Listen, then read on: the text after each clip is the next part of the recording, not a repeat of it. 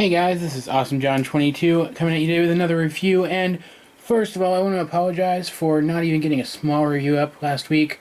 The more I keep playing around with my camera, the more I notice it's just having some issues. I'm not really sure what happened to it, but it seems like if I can't fix it, this may be time for me to get a new camera. I'm not 100% sure yet though, which is why this episode, let me adjust this a little bit, is as much a test as it is an actual episode, and will be the only one this week, provided that I don't come up with some sort of way of getting everything working again. So, that's why it's a versus review. I mean, I wasn't going to make it one. I was going to bring this guy in for reference to Silverbolt here, but it wasn't going to be a versus review, though. So to make up to you guys the fact that once again you're kind of being shortchanged this week, I've decided to make it a full-blown versus review between Combiner Wars Silverbolt on the left and I believe Universe Silverbolt on the right, part of the Classics Universe Generations line, just like Combiner Wars Silverbolt, just a much earlier iteration back when they were really trying to make the figures more of a departure from the original aesthetic. And even despite that, Silverbolt on the right here still does a pretty good job of being exactly who he's supposed to be, but we'll get into that in just a moment after we get these guys transformed up through the magic of jump cuts. And here we have both iterations of Silverbolt transformed up into their Concorde jet modes, the difference here being that Combiner Wars Silverbolt, still on the left, is an actual Concorde jet with the lowering nose cone and everything, whereas Universe Silverbolt over here is only, well, he's that kind of thing Transformers do where they base themselves on a real vehicle, but they aren't really a real vehicle. And he's cool. Let's take a look at him first. Bring him forward. He does have lights and sounds. Completely missed that one. Let me run through them all for you. You can see these lights in the front light up for machine gun action. Then he has some dogfighting action that doesn't seem to light anything up. And then finally, thruster lights. And it's all very, very cool. And considering these are still the test batteries that came with him when I got him in like '08 or something, I think, that's pretty impressive that they still work. The figure itself is this nice kind of mid-dark gray with this silver all around it and this light gray nose cone. You can see a rather small cockpit there denoting the size of this jet. Nice silver 25s there. I'm not sure what that's for. I would have to look it up. We also have Bolt 25 continuing that theme. Cool gunmetal gray over the air intakes. And as you saw before, the thrusters are quite well painted. But he does have one major issue, in this mode anyway. And that is that he is basically, if my camera will focus, there we go. He's basically just a jet with a thing underneath. And I believe there is some literature calling this a cargo pod, explaining that away. But I mean, it's very clearly a robot. But yeah, he has landing gear, as you can see as I'm folding them up now. This one, however, well, it's a whole thing. We'll get to that in a moment. It drives me nuts. Let's just put it that way. He can, of course, don't need those out. I don't know why I did that. He can, of course, use his weapon in this mode. You can see it has a post and a tab. They will lock into those two holes there.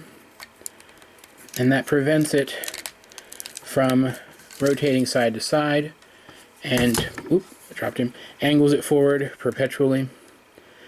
And of course I lost the missile, but it does have a spring-loaded missile here.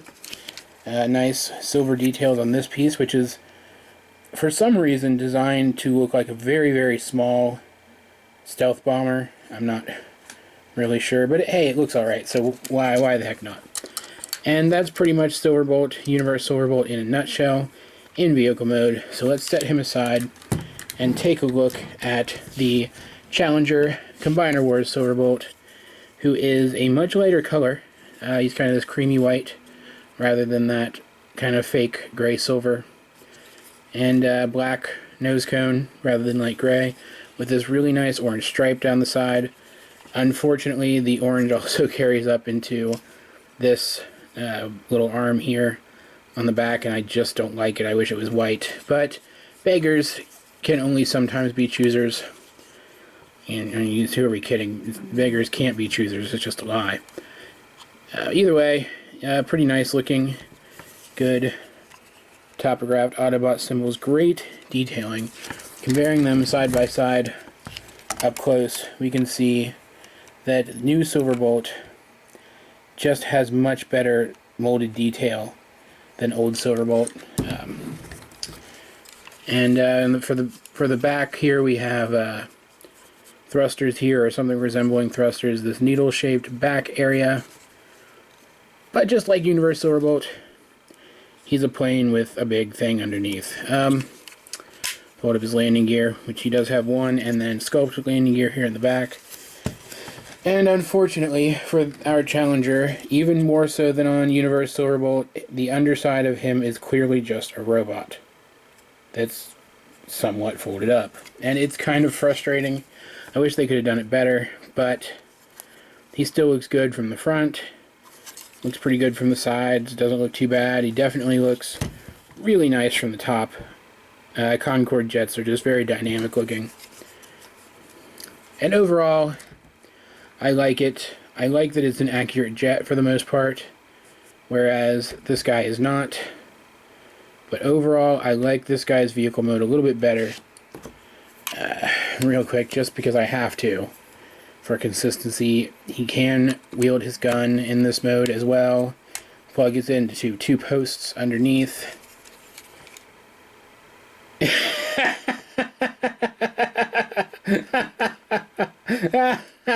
He's like he's compensating for something. We'll touch more on that in a little while. Yeah, so round one goes to Universe Silverbolt. Yay. So let's go ahead and get these guys transformed up. Again, we'll start with Universe Silverbolt. First, what we're going to do is just remove his weapon. Then we're going to come here, take this entire section, bring the camera up a little bit, bring it up. You can see there's this little sliding bit of plastic here. That will allow us to trigger the button in robot mode. So we bring this up, you can see a little hook in there. And as you can see, that still works now. Next, we're going to come underneath here, unpeg these, which should have had the hands folded up. I apologize. It should have been more like that with the hands folded up. I completely forgot that detail. But, I mean, you can see it really wouldn't have made that much of a difference aesthetically if I've had this toy for years and I didn't even notice it was mistransformed. Apologize, but there it is. He still doesn't look like a jet. He looks like a jet with a thing underneath it. Either way, it's the truth. So moving on, we're going to come down here, extend his legs, and rotate them 90 degrees so that these details are forward.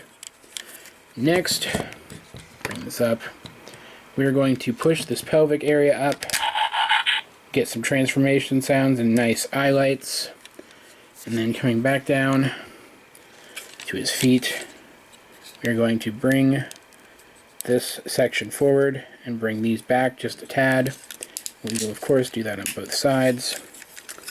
We're going to move some of his joints by accident.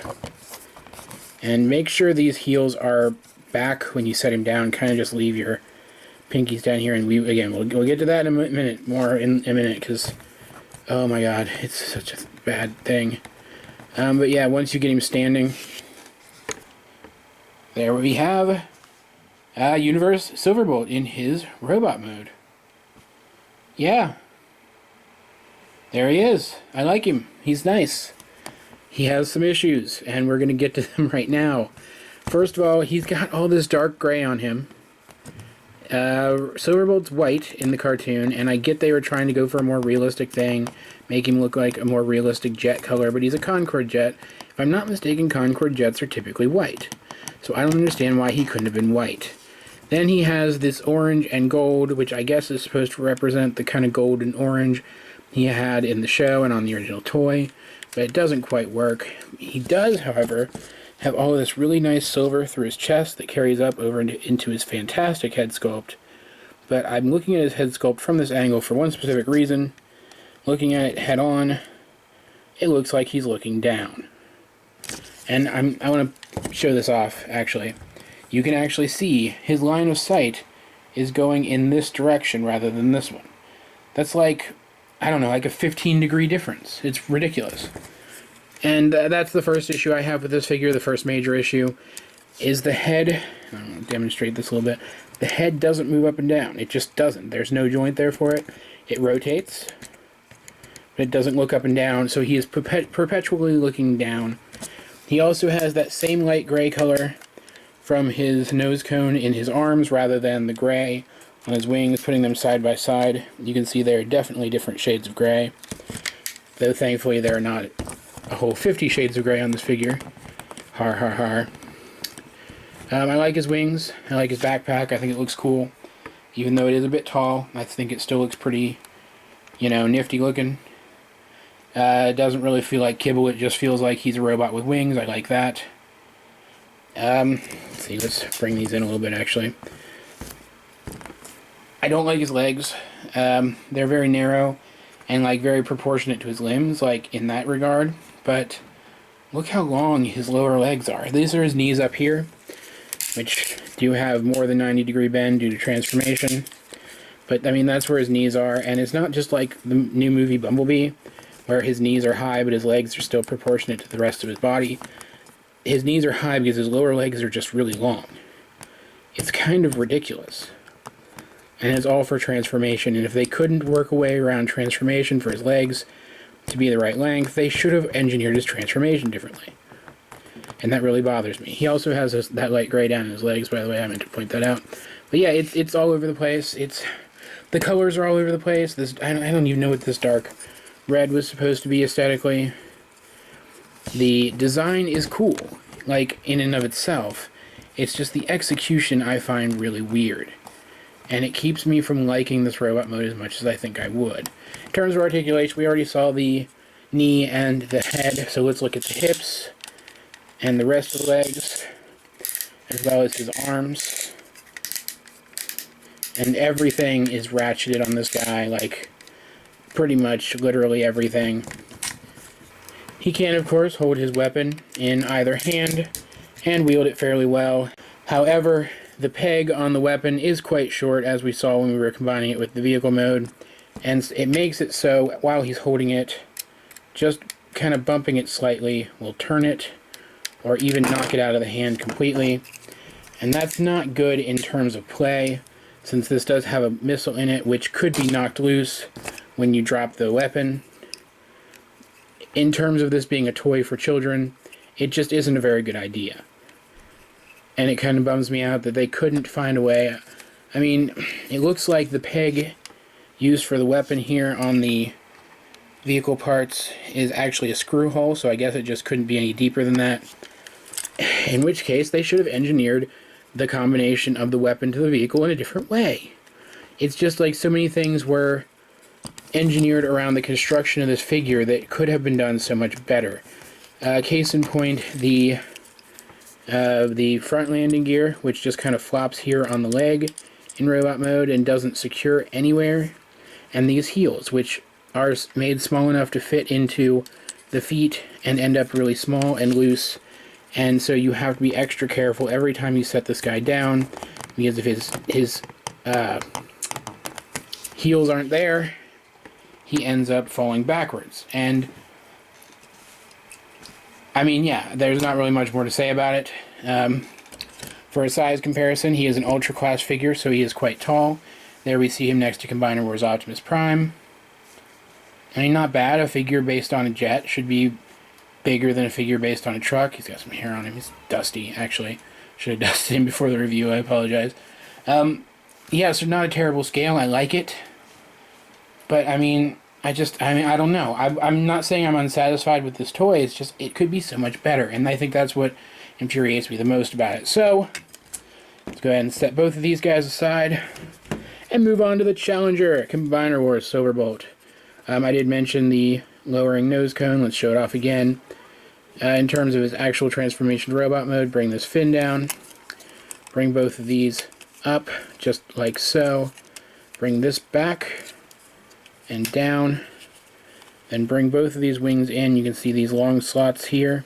We'll just kind of slide over these fins here. Come around this way. I always do that. Bring his arms, just kind of bring them straight out for now because we're going to do the legs first. Bring these sections down. I'm going to do them one at a time here. Take this, just kind of get your thumb on this little hooky bit here.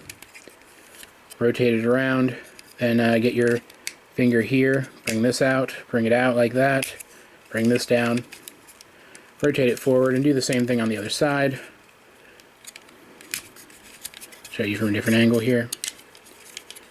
Bring that in, bring that down, and you just rotate his arms into position.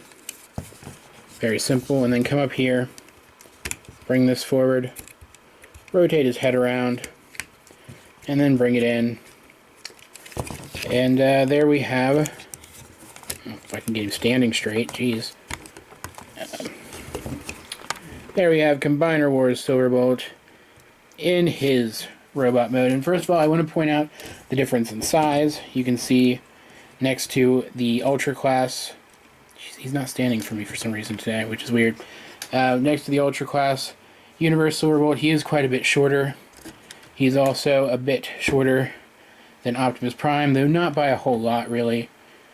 And I made a joke already about this guy's weapon, so let's go ahead and get it out of the way. This weapon's better. Universe Silverbolt's weapon is better. It does not fit in his hand, though, because the peg is far too short. It just doesn't work. You can, however, plug it into his arm, like so. So if you really want to, you can do that and give him a more proportionate weapon. In fact, I feel this weapon fits better on this guy than it does on Universe Silverbolt over here to the side. But that's really up to you, because this is the weapon he comes with. And it's enormous. Look at that. It's almost as tall as he is. It's absolutely ridiculous. It feels like if I saw a guy carrying a gun this big, I'd feel like he was compensating for something. And that's where the joke from before comes in. It's just ridiculous. It can plug into his hand, but not very well. It kind of flops around. And I mean, that's just ridiculous. It's like the Joker's gun from the 80s Batman movie. It's insane. Even plugged into his arm, it is still kind of loose, and it's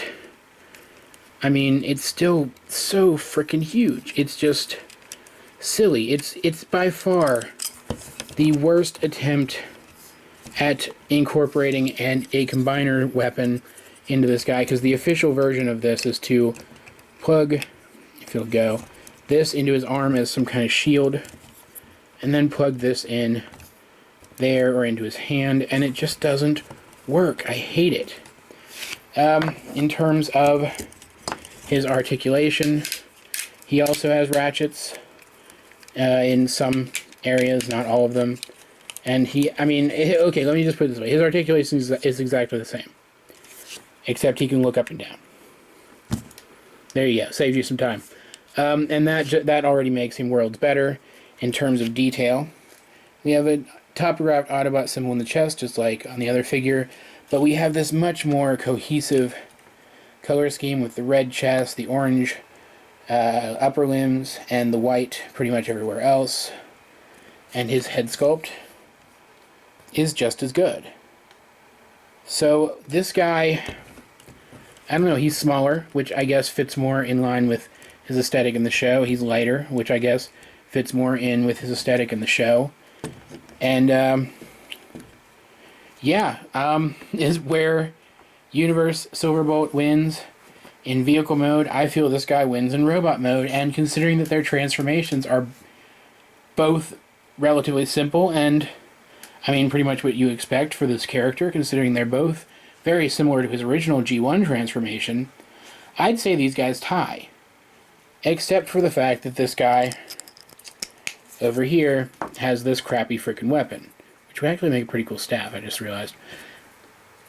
Except this guy over here also combines into Superion, and this one doesn't. And I never understood that.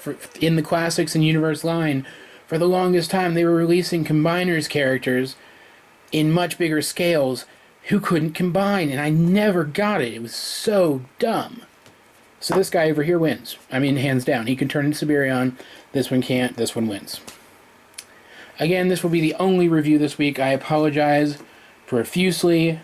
Unless things change, in which case I will get something else out to you. Either way, yeah. That has been a couple of different versions of Silverbolt. I certainly hope you enjoyed the video, because I certainly enjoyed making it for you. Either way, this has been Awesome John 22, and I will talk to you guys later.